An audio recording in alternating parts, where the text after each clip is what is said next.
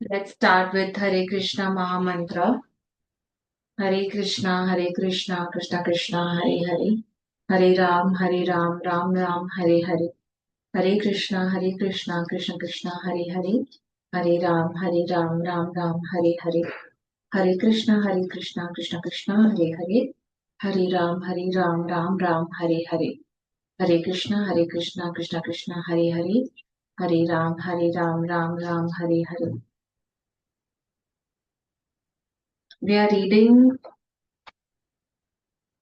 We are reading Bhagwat Geeta as it is by His Divine Grace A.C. Bhakti Vedant Swami Prabhupada, founder Acharya of the International Society for Krishna Consciousness. We are on text 2 of chapter 4. This supreme science was thus received through the chain of disciplic succession, and the saintly kings understood it in that way. But in course of time, the succession was broken, and therefore the science as it is appears to be lost. Let's read the purport. It is clearly stated that Gita was especially meant for the saintly kings because they were to execute its purpose in ruling over the citizens. Certainly, Bhagavad Gita was never meant for the demonic persons who would dissipate its value for no one's benefit and would devise all types of interpretations according to personal whims. As soon as the original purpose was scattered by the motives of the unscrupulous commentators, there arose the need to re-establish the disciplic succession.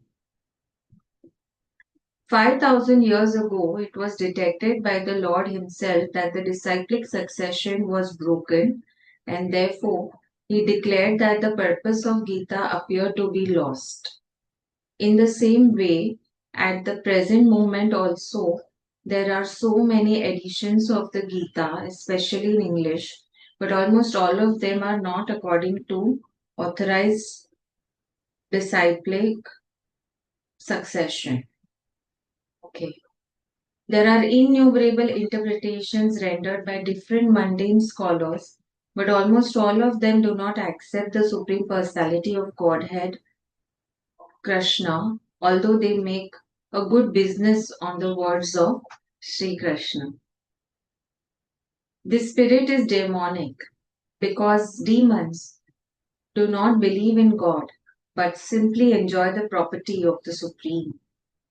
Since there is a great need of an edition of the Gita in English, as it is received by the Parampara disciplic succession system, an attempt is made herewith to fulfill this great want. Bhagavad Gita, accepted as it is a great boon to humanity. But if it is accepted as a treatise of philosophical speculation, it is simply a waste of time. Yeah, that's so true. Let's go to text 3. That very ancient science of the relationship with the Supreme is today told by me as in the God, to you because you are my devotee as well as my friend and can therefore understand the transcendental mystery of this science. Let's read the purport. There are two classes of men, namely the devotee and the demon. The Lord selected Arjun as the recipient of this great science, owing to his being a devotee of the Lord. But for the demon, it is not possible to understand this great mysterious science. There are a number of editions of this great book of knowledge. Some of them have commentaries by the devotees, and some of them have commentaries by the demons. Commentation by the devotees is real, whereas that of the demons is useless. Arjun accepts Sri Krishna as the Supreme Personality of Godhead and Any commentary on the Gita following in the footsteps of Arjun is real devotional service to the cause of this great science. The demonic, however, do not accept Lord Krishna as he is. Instead, they concoct something about Krishna and mislead general readers from the path of Krishna instructions. Here is a warning about such misleading paths. One should try to follow the disciplic succession from Arjun and thus be benefited by this great science of Srimad Bhagwat Geeta. Let's move on to text 4. Arjun said, the sun god Vivashwan is senior. Now Arjun is saying to God. Arjun said, the god Vivashwan is senior by birth to you. How am I to understand that in the beginning you instructed this science to him? So Arjun is thinking that, oh, but you were with me and sun god has come before you came here. This is such a cute question. Anyway, let's read the purport. Arjun is an accepted devotee of the Lord, so how could he not believe Krishna's words? The fact is that Arjun is not inquiring for himself, but for those who do not believe in Supreme Personality of Godhead, or for the demons who do not like the idea that Krishna should be accepted as the Supreme Personality of Godhead. For them, only Arjun inquires on this point as if he were himself not aware of the personality of Godhead or Krishna. As it will be evident from the 10th chapter, Arjun knew perfectly well that Krishna is the Supreme Personality of Godhead, the fountainhead of everything, and the last word in transcendence.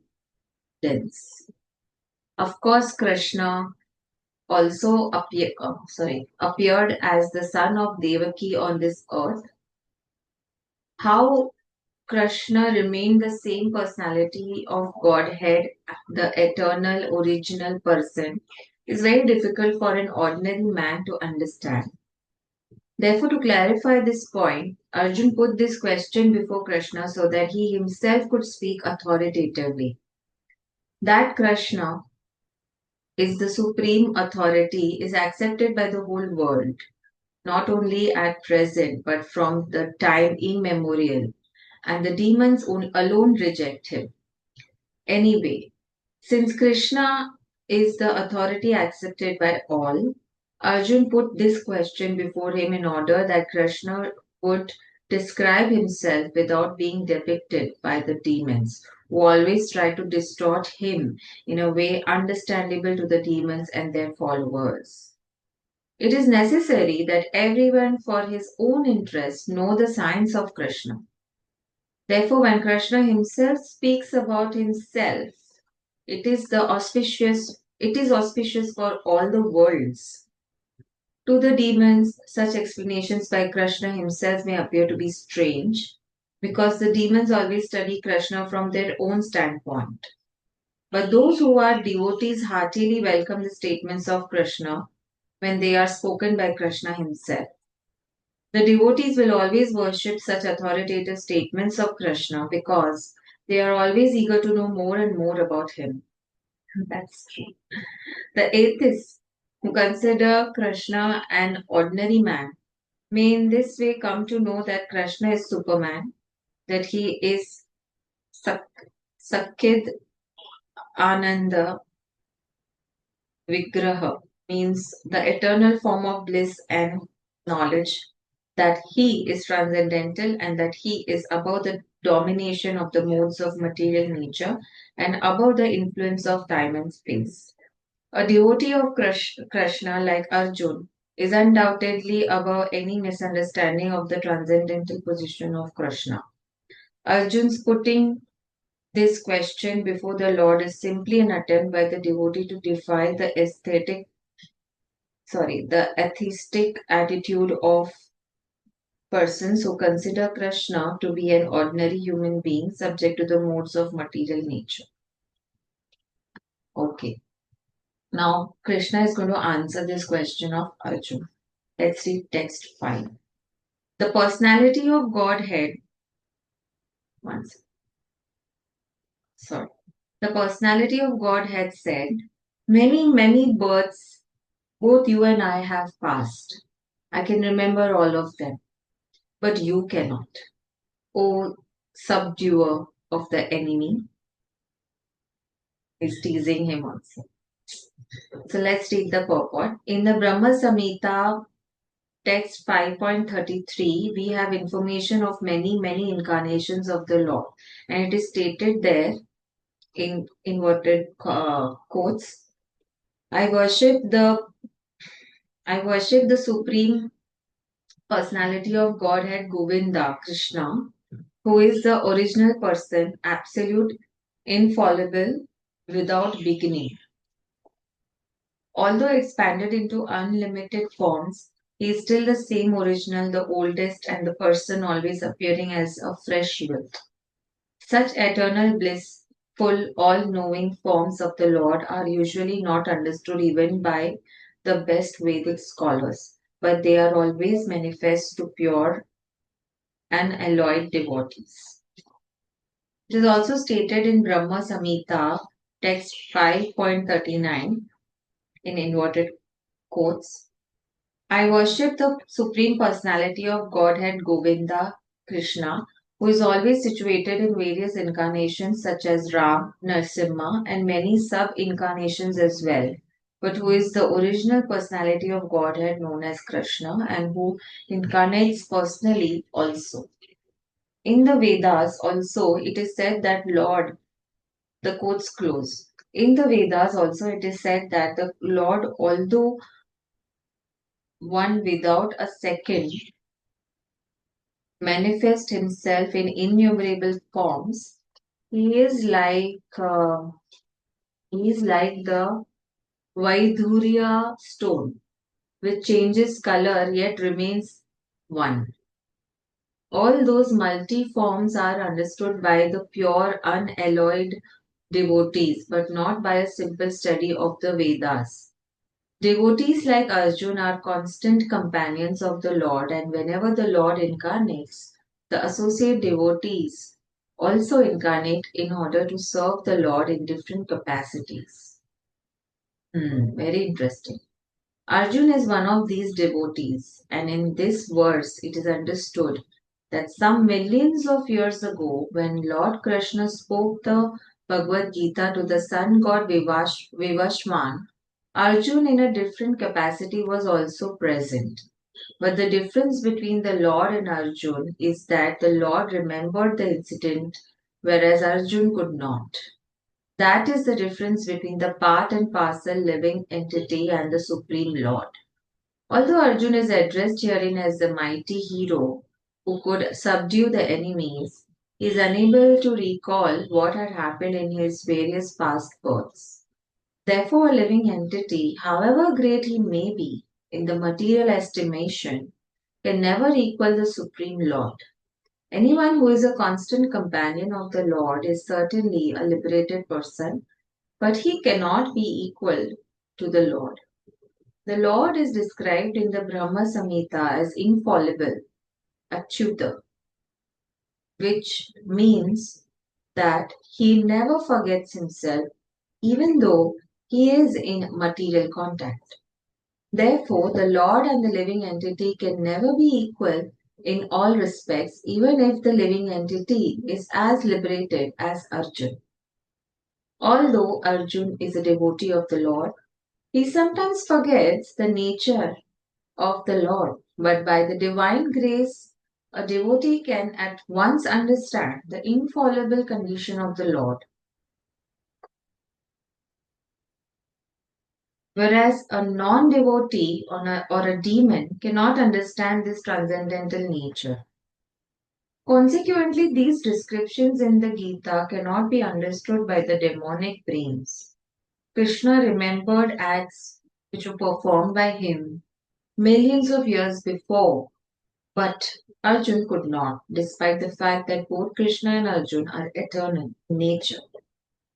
We may also note here in sorry, that a living entity forgets everything due to his change of body, but the Lord remembers because he does not change his Sakhind Ananda body. He is Advait, which means there is no distinction between his body and himself. Everything in relation to him is spirit, whereas the conditioned soul is different from his material body.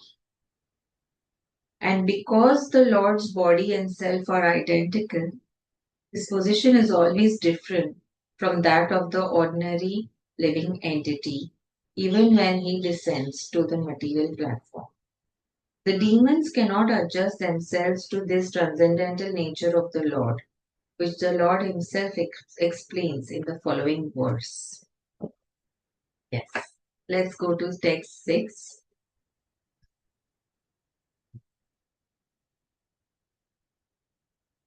Although I am unborn and my transcendental body never deteriorates, and although I am the Lord of all living entities, I still appear in every millennium in my original transcendental form. Let's read the purport. The Lord has spoken about the peculiarity of his birth. Although he may appear like an ordinary person, he remembers everything of his many past births, whereas a common man cannot remember what he has done even a few hours before. If someone is asked what he did exactly at the same time one day earlier, it would be very difficult for a common man to answer immediately. He would surely have to dredge his memory to recall what he was doing exactly at the same time one day before. And yet men often dare claim to be God or Krishna. So true. One should not be misled by such meaningless claims. Then again, the Lord explains his Prakriti or his form. Prakriti means nature, as well as Swarup or one's own form. The Lord says that he appears in his own body. He does not change his body, as the common living entity changes from one body to another. The conditioned soul may have one kind of body in the present birth, but he has a different body in the next birth. In the material world, the living entity has no fixed body, but transmigrates from one body to another. The Lord, however, does not do so. Whenever he appears, he does so in the same original body, by his eternal potency. In other words, Krishna appears in this material world in his original eternal form and two hands holding a flute. He appears exactly in his eternal body, uncontaminated by his material world. Although he appears in the same transcendental body and is Lord of the universe, it still appears that he takes his birth like an ordinary living entity. And although his body does not deteriorate like a material body, it still appears that Lord Krishna grows from childhood to boyhood and from boyhood to youth. But astonishingly enough, he never ages beyond youth. At the time of the Battle of Kurukshetra, he had many grandchildren at home, or in other words, he had sufficiently aged by material calculations. Still, he looked just like a young man, 20 or 25 years old. We never see a picture of Krishna in old age because he never grows old like us. Although he is the oldest person in the whole creation, past, present, and future. Neither his body nor his intelligence ever deteriorates or changes. Therefore, it is clear that in spite of his being in the material world, he is the same unborn eternal form of bliss and knowledge, changeless in his transcendental body and intelligence. Factually, his appearance and disappearance are like the sun's rising moving before us and then disappearing from our eyesight. When the sun is out of sight, we think that the sun is set. And when the sun is before our eyes, we think that the sun is on the horizon. Actually, the sun is always in a fixed position, but owing to our defective, insufficient senses, we calculate the appearance and disappearance of the sun in the sky. And because Lord Krishna's appearance and disappearance are completely different from that of any ordinary common living entity, it is evident that he is eternal, blissful knowledge by his internal potency, and he is never contaminated by material nature. The Vedas also confirm that the Supreme Personality of Godhead is unborn, yet he still appears to take his birth in multi manifestations. The Vedic supplementary literatures also confirm that even though the Lord appears to be taking his birth, he is still without change of body. In the Bhagavatam, he appears before his mother as Narayan with 4 hands and the decorations of the 6 kinds of full opulences. He appears in his original eternal form in his causeless mercy bestowed upon the living entities so that they can concentrate on the Supreme Lord as he is and not on mental conclusions or imaginations which the impersonalist wrongly thinks the Lord's forms to be. The word Maya or Atma Maya refers to the Lord's causeless mercy. According to the Vishwakosha dictionary, okay, the Lord is conscious of all his previous appearances and disappearances, but a common living entity forgets everything about his past body as soon as he gets another. He is the Lord of all living entities because he performs wonderful and superhuman activities while he is on this earth. Therefore, the Lord is always the same, absolute truth, and is without differentiation between his form and self, or between his quality and body. A question may now be raised as to why the Lord appears and disappears in the world. This is explained in the next verse. So the next text is text 7. I think we'll finish text 7 and then we will end. Okay. Whenever and wherever there is a decline in religious practice, O descendant of Bharat, and a predominant rise of irreligion, at that time I descend myself. Let's read the purport. The word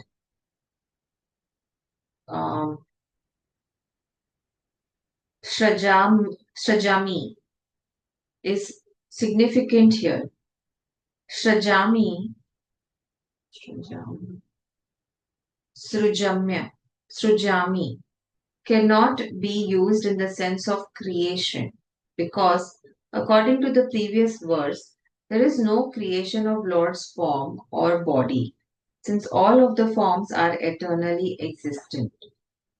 Therefore, Srujami means that the Lord manifested himself as he is. Although the Lord appears on schedule, namely at the end of the Dwapar Yuga of the 28th millennium of the 7th Manu. Okay, wait, let me just read this again because it is having some calculations. Although the Lord appears on schedule, namely at the end of the Dwapar Yuga of the 28th millennium of the 7th Manu in one day of Brahma, 28th millennium of the 7th Manu in one day of Brahma. He has no obligation to adhere to such rules and regulations because he is completely free to act in many ways as at his will. He therefore appears by his own will whenever there is a predominance of irreligiosity and a disappearance of true religion. Principles of religion are laid down in Vedas, and any discrepancy in the matter of properly executing the rules of the Vedas makes one irreligious. In the Bhagavatam, it it is stated that such principles are the laws of the Lord. Only the Lord can manufacture a system of religion. The Vedas are also accepted as originally spoken by the Lord Himself to Brahma from within His heart. Therefore, the principles of Dharma or religion are the direct orders of the Supreme Personality of Godhead. Dharmam tu sakshat bhagavad pranitam. These principles are clearly indicated throughout the Bhagwat Geeta. The purpose of the Vedas is to establish such principles under the order of the Supreme Lord, and the Lord directly orders at the end of the Gita that the highest principle of religion is to surrender unto Him only and nothing more. The Vedic principles push one towards complete surrender unto Him. And whenever such principles are disturbed by the demoniac,